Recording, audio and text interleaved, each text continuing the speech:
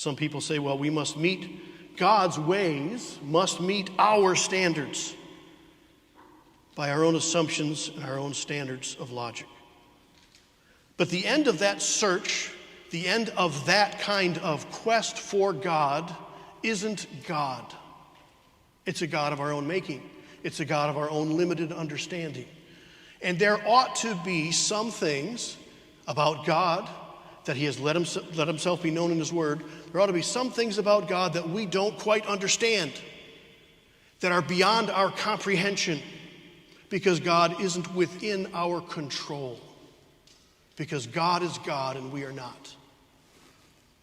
Really what I'm preaching today is our God is an awesome God and he reigns.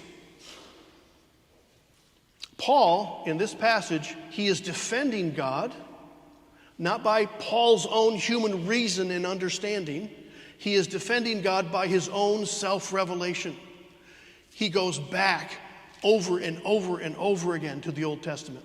This is what God has said. This is what God has done. This is his own self-revelation. And Paul is anyway, content with that. But Paul doesn't, in this passage or elsewhere, Paul doesn't answer every possible human question.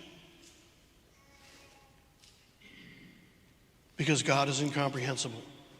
He is reasonable, logical, but he is beyond the reach of unaided human wisdom.